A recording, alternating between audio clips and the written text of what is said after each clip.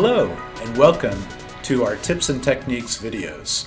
I'm Mark Biasotti and we are currently in our advanced modeling episodes. And over the next 30 minutes or so, we'll be exploring how you can increase your skills using some of SolidWorks' more advanced features so that you can be more productive and create higher quality models.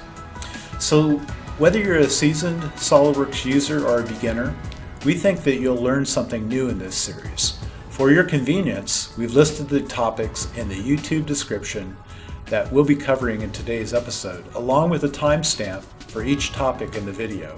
Feel free to skip ahead to any tip or point you want to learn more about. This series is being brought to you by Spanner Product Development, a product development company dedicated to creating positive impact in the world, merging innovation, sustainability, and responsibility to bring meaningful experiences to life for over hundreds of clients. If you want to learn more about what Spanner has to offer, stop by our website at spannerpd.com or email us at hello@spannerpd.com. Now let's get started with this episode of our Advanced Modeling episodes. Welcome to this Advanced Tips and Techniques video series. This is episode 11, Advanced Modeling, part 7, all about the fill feature. And over the next 30 minutes or so, we're going to be talking about the SolidWorks fill feature and what it is, how it's used, what is some of the background on where it came from. We'll review the property manager of fill so that you can understand the various options and how to use them. We'll talk about how to control its shape more successfully, and then talk about some complex uses for it using constraint curves. And through all this, I'll be using some SolidWorks models that I've created to help illustrate this as I walk you through how to use it inside SolidWorks. So the fill feature. The fill feature is basically a surface patch feature that gives you the ability to close an unlimited number of edge boundaries. And it's unlike loft or boundary feature in that it doesn't matter how many of those edges you have. We'll talk a little bit about that in a slide coming up. It was first introduced into SolidWorks in version 2001, and then it was later enhanced in SolidWorks 2007. The feature itself is rather unique in the solid modeling industry, at least compared to some of SolidWorks' other competitors, in that there's nothing really like it. It was borrowed from SolidWorks' parent company Dassault from their CATIA product.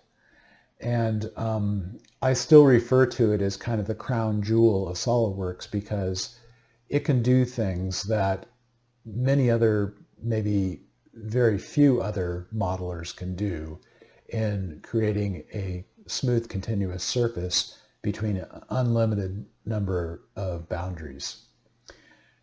So if you compare fill to some of the other advanced modeling features in SolidWorks, namely sweep and boundary or loft, it differs in that it can fill in smoothly a boundary area that is more than 2 or 4 sides. Its use is really unique to use for when you have 3 or 5 sides, compared to a loft or boundary where you can create a general boundary or loft surface between a first direction and second direction, but those directions need to be fairly, how can I say it, perpendicular to each other. A sweep is really useful when you have a general shape that varies slightly over a certain direction, is the way that I would describe it. I talked just briefly about how to use and when not to use fill over boundary and loft. In this illustration, we can see on the left here a boundary surface that is created from two first direction curves and one second direction curve. Now, SolidWorks will allow you to do this, to create this surface, but if you take a closer look at it, namely turning on your curvature and face curves, you can see that the way that boundary creates this surface, the direction of flow or isoparams of the surface are going to eventually terminate at a single point, what I call a degenerate vertices. And this is not desirable, especially for it being smooth in that area, and then also trying to offset this for a shell. It usually doesn't work. Now, fortunately in SolidWorks we have a solution to that, and that is the fill feature. Now, the fill feature doesn't derive its isoparams from the bounding, or I should say the individual bounding edges. It creates a generalized direction for its isoparams, and thereby it avoids this problem of the degenerate vertice. And so that's why it's very useful to use in a three-sided surface, as you can see here. Now, when would you not use fill and use boundary instead? Well, I would say that if you have a more general four-sided surface, as you can see here in this example, where you have a number of first directional curves and a number of second directional curves, you're going to get a more predictable shape result from boundary than you will with fill. You can see here the boundary is created, and in its second direction curves you get a nice corner as it turns its direction. If you do the same thing with fill, even using a constraint curve, you're not going to get that pronounced corner. It's going to do a more general solution to your surrounding boundary edges. And so it's just a good rule to keep in mind that if what you want to create is a general first and second directional type of surface patch area, then boundary is the right tool.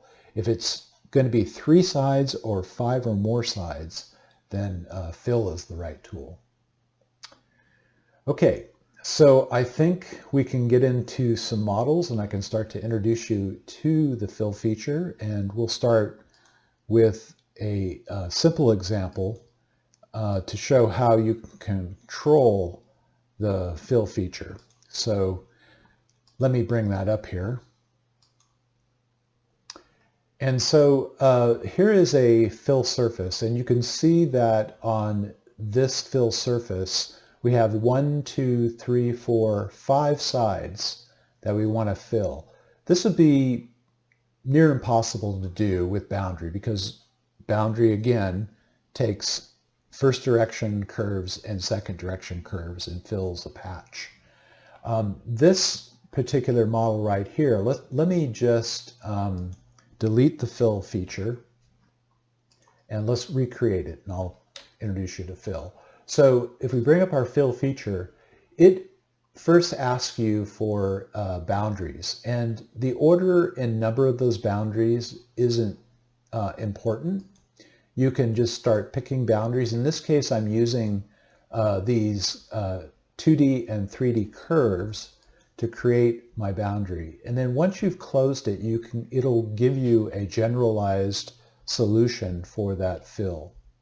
Now, this particular model I created to illustrate a point, and that is that if you're going to do fills and just use contact, which is the default here because these are only 2 and 3D sketches, it's going to try to fill that area, but it might not behave as you would predict in between those curves. And you can see here, if we complete the solution, we get kind of a bulge in this area that was really unexpected. Now that's because the fill, it has no other information to know how to fill between those 5 boundaries. And if you want better predictability in flow of your surface, then almost always I would recommend that you use edge boundaries of surfaces to tell fill how you want to fill in between those edge boundaries. So here we have a second solution for this model. Let me hide our first solution, and I can show you how that was done. And I'm just going to delete that, and then I'm going to bring up the surfaces, and they're just simple extruded surfaces from those curves. And we're going to hide our edges, or we will just temporarily here when we start to build it.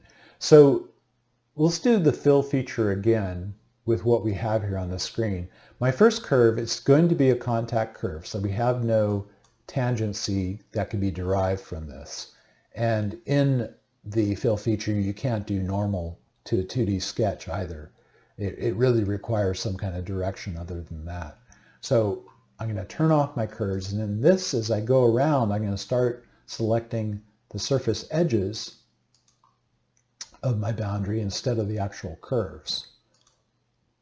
And when we do that, and we apply tangency, then we get something that is a little bit more predictable in the way that it flows from these various surfaces. Let me complete that, and we can compare it to the previous surface. So you remember that in the previous surface, where we're just using the curves themselves, we get this bulge here.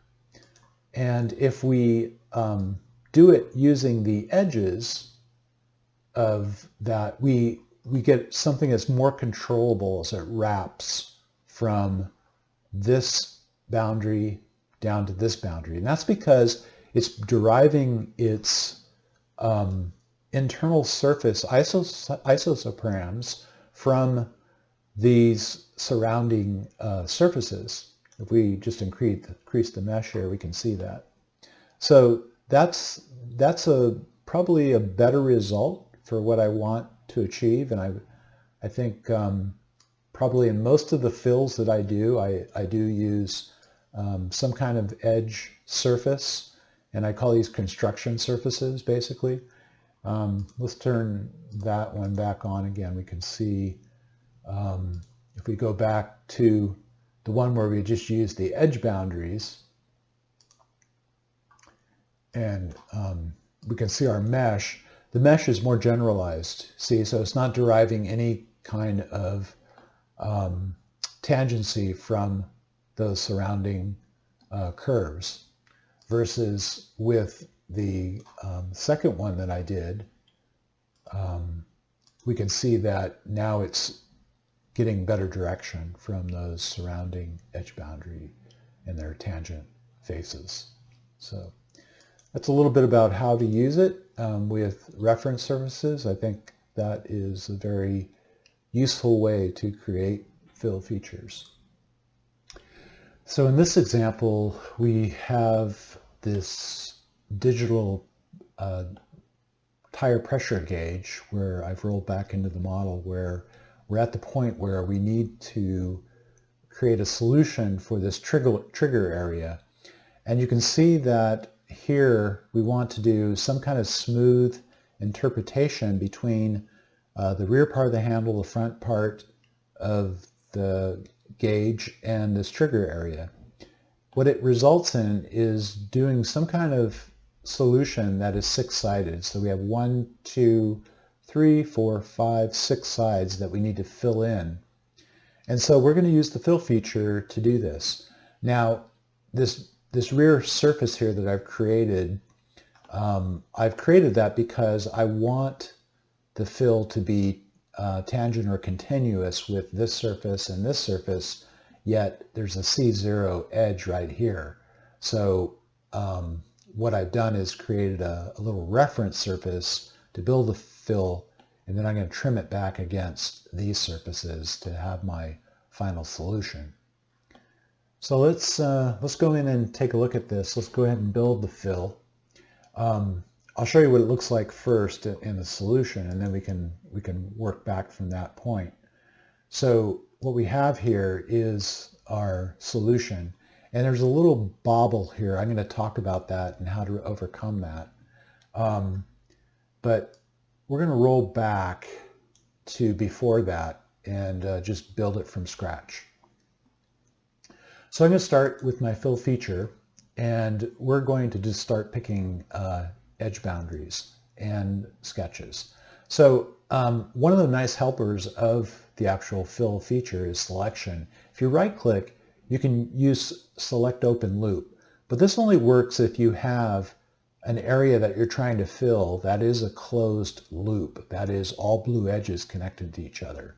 In this case, if I use it, it actually selects the loop of this adjacent surface body. So that's not going to work for me.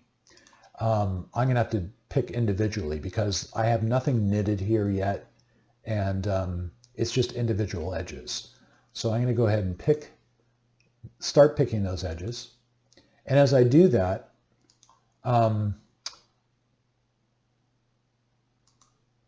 you can well, you can get a preview of it by fix up boundary, but I'll talk about that in a second. I'm going to pick my edges, and I have 6 edges selected, but I don't get a preview. And why is that?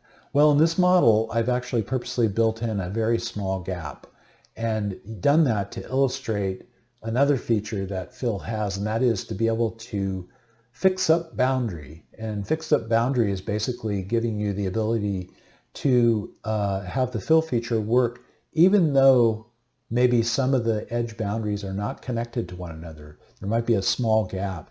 This might be an imported body that the accuracy was not very good when it came in, and there's a gap that exists in that. Well, if you click on Fix Up Boundary, the fill feature will allow you to still build it even though there are small gaps. So as I pick these edges, I actually had it on contact for all of them. I want to make them all tangent. So I'm going to go ahead and apply to all edges tangent. And now you can see we get a pretty nice default solution, actually. If we complete that, it's rather smooth. And actually fill, even though I have assigned tangency, one of the developers told me that it's more like 1.5 tangency, or closer to something that's curve continuous along its boundaries. For this particular solution, though, I want to do a little bit better job on the way it flows from the forward part to the rear handle to the trigger. So I've created these curves here, and I know that I've made these curve continuous to these surfaces. So on some of these boundaries, I'm going to toggle them to be curvature. And I'm going to do that on this forward part, and I'm going to go back to this rear part and make them both curvature. And then I'm going to start to apply some of these constraint curves. This one's going between these two curvature adjacent boundaries, and then I have a second one that is going in this direction, and I'm going to go ahead and apply it. Now, it's very rare in fill that you can actually do 2 constraint curves. It usually just freaks out. Usually it can take 1 constraint curve or a point. You can use a point or a curve, and it works. But if you go with 2, it's a rare case that it's going to work. In this case, I highly tweaked these curves to be able to get this solution, and it does work. So now that I have curvature here, I have 2 constraint curves, I can complete my solution. Now, on that second example, I talked about the little higher curvature area that was really not desirable. Let's turn off this this surface that we just created. And let's go to that second solution that we have here. And you can see that we're getting some undesirable results right here. So let's go into that fill feature and see what's going on. Well, we have curvature the same way as we have with the other two. I believe these curves are the same, but maybe they're not. It looks like what's happening here is that I need to work on the rate of curvature that's being constrained to this surface here with this curve. So maybe what I can do is go in and edit this curve, and let's see if we can tweak down the amount of magnitude there. And let's see if that helps. Yeah, so that really helped, and that was the issue. You know, it's a complex feature, and it does take some tweaking, and it takes some experimentation.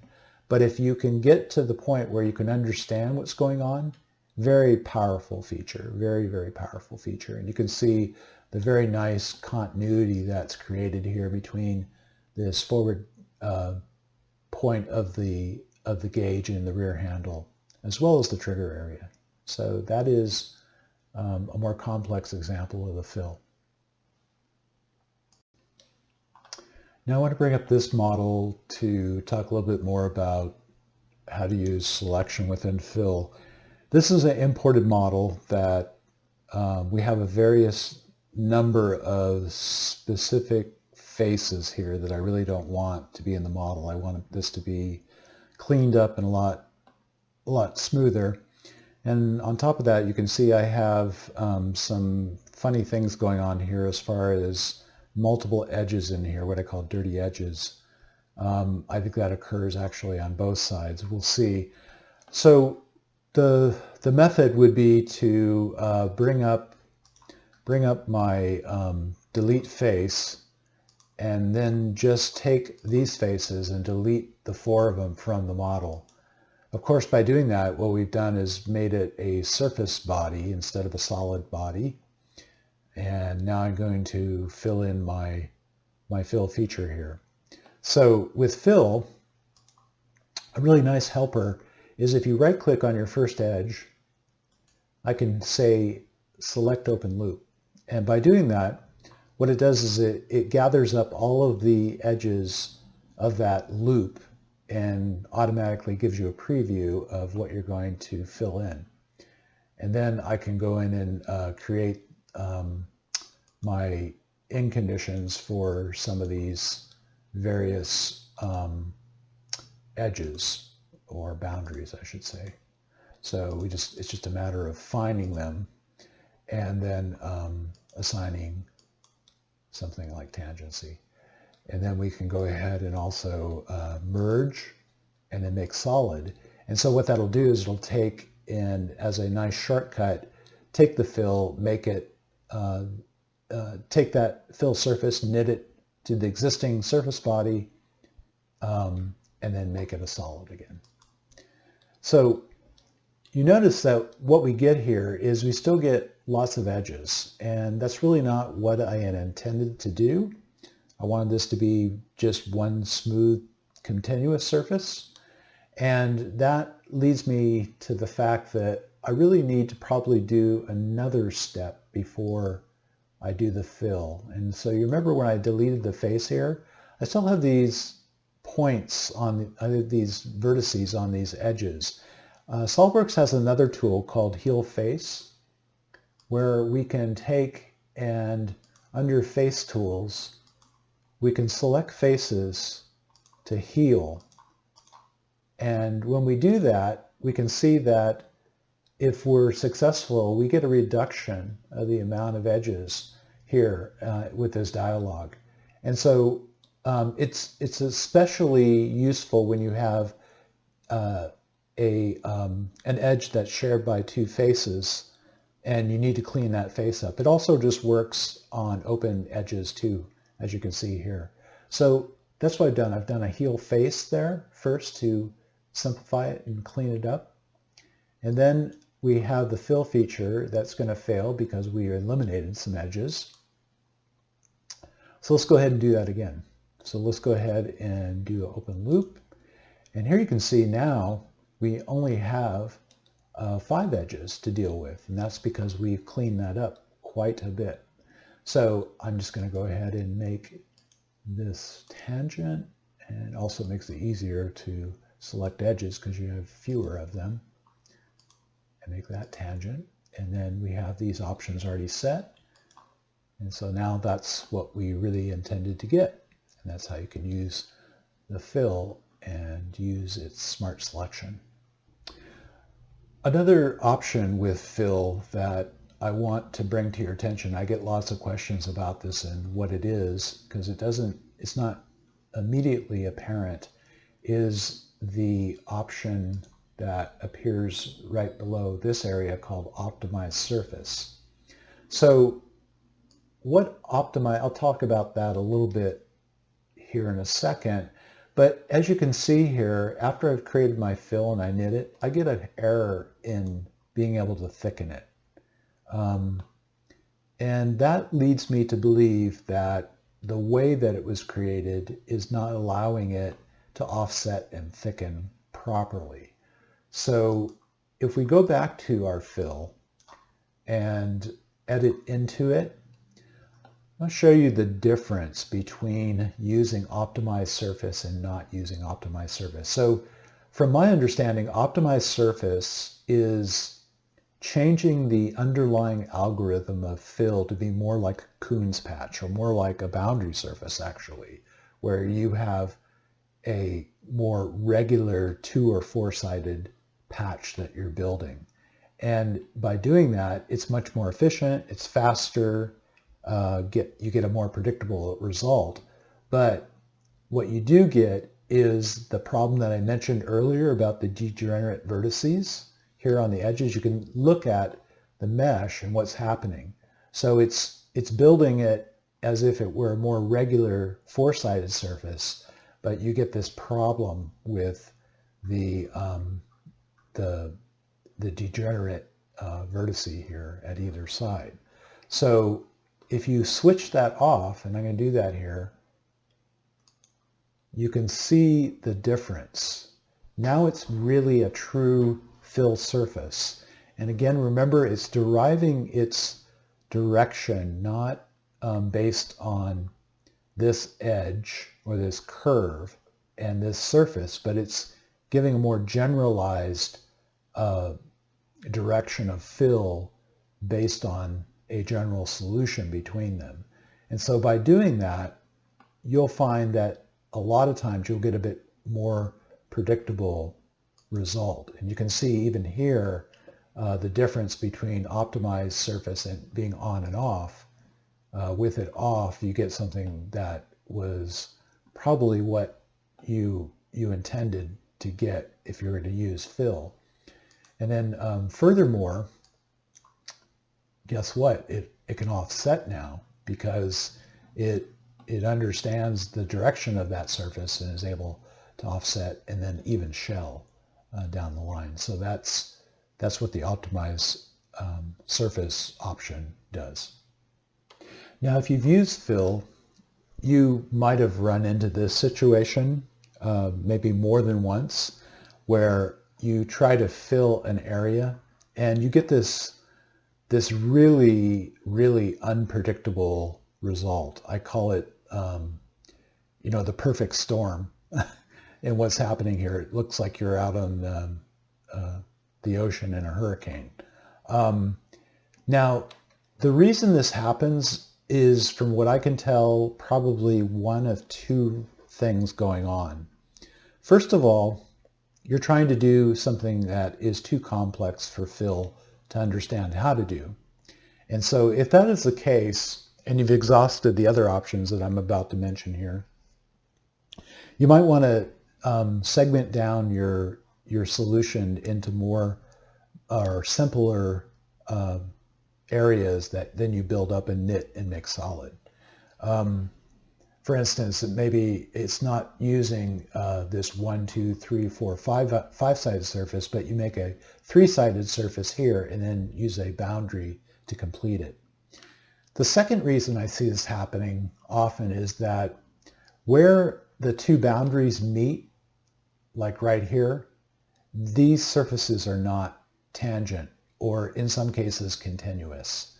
And that can also result in pinching. And you can see that really apparently here, because I'll bet that this surface isn't, excuse me, quite tangent or continuous to this surface here.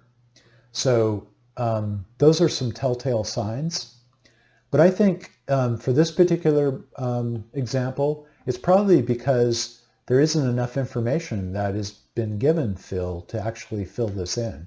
So we have tangency derived from these three boundaries, but these are open curves and there is no instruction for Phil to know how the surface should be deriving from these edges or curves. So the way to overcome this is just to start to give Phil more information. And so what I've done here, and we'll just expand or we'll uncompress this to show you. Let me first hide some of these other surfaces, and we're going to hide this bad one, and then show you, these are the reference surfaces. Now I created a secondary one right here up front. And again, I do those reference surfaces very quickly by creating a 3D sketch of two simple lines that are tangent to the adjacent boundaries.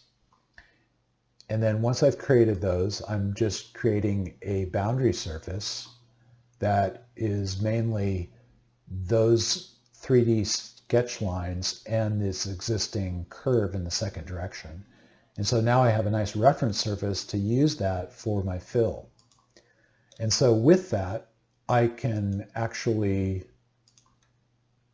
go into my fill surface and then include that additional edge, not the actual sketch curve, but the edge, and then make it tangent to that.